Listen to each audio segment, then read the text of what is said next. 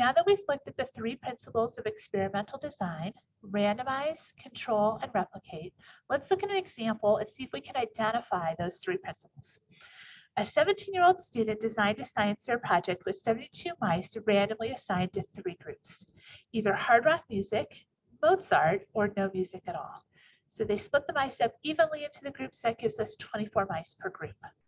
The mice in the first two groups were exposed to music for 10 hours a day. 3 times a week, all of the groups were timed as they ran through a maze. An analysis of the results showed that the no music mice averaged a 5-minute improvement, the Mozart mice averaged an 8.5-minute improvement, and the mice that listened to hard rock were an average of 4 times slower. So we're going to identify how each of the principles of experimental design was used or not used in this example.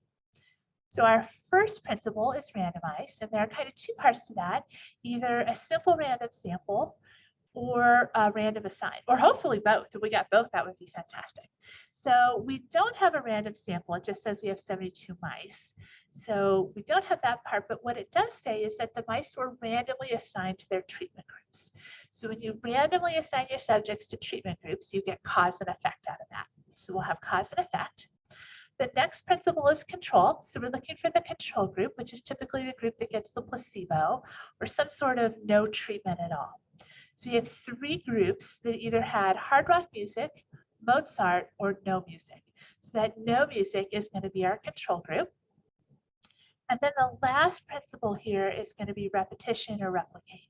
So let's start by looking at our sample size. We have 72 mice. So that gives us 24 mice per group. So it's actually a pretty good sample size here. Also, this would be pretty easy to replicate. If I could find 72 mice, I could certainly redo this experiment and see if my results were similar, which would help to validate that research, or if they were different. And then we would investigate kind of where those differences are coming from. So I would say replicate is reasonably well met here. And so all 3 principles of experimental design, I think, are fairly well illustrated in this example. All right, so let's look at another example. A researcher wanted to study the effects of a motion sickness medicine. The lead researcher hired a third independent party to create 25 containers with a placebo and 25 containers with the actual medicine. The third party randomly numbered the containers without revealing to the researcher which numbers were the medication and which were the placebo. The researcher then gave a medicine container to 50 patients that suffer from motion sickness on a cruise ship. Neither the researcher nor the participants knew who received the placebo and who received the actual treatment. The researcher conducted the study, and only after the data was completed did the third party reveal which numbered containers were the placebo and which were not. So I'd love for you to go ahead and pause the video, and you're going to see if you can identify those 3 principles of experimental design, the type of blinding, and then explain the placebo effect.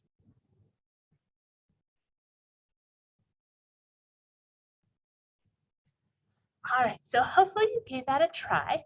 Let's start with the 3 principles of experimental design. So our first principle is randomize. And so we're looking at either a random sample and or random assigned to treatment groups. So in this case, we don't have a random sample, at least not in the information given to us, but they did randomly hand out the bottles. So we'll get cause and effect here.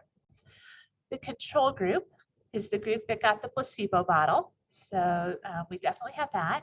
And then replicate. So this is a pretty small sample size, but it would be easy to repeat this experiment if the results are actually significant, and then we could see if those results are going to hold with more people.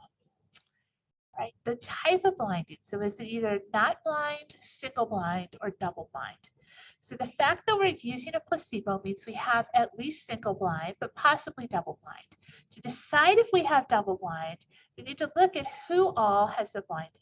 So none of the participants in the research know what they're getting, nor do the researchers. So the only person who knows is this third party who's not going to tell anyone until after we've collected all the data.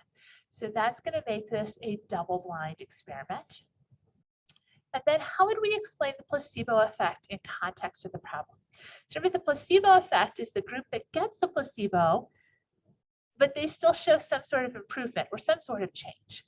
Okay, so in this case, we would say that the placebo effect, patients said their motion sickness improved or got better, even though they were receiving a placebo, a sugar pill that had no motion sickness medicine in it.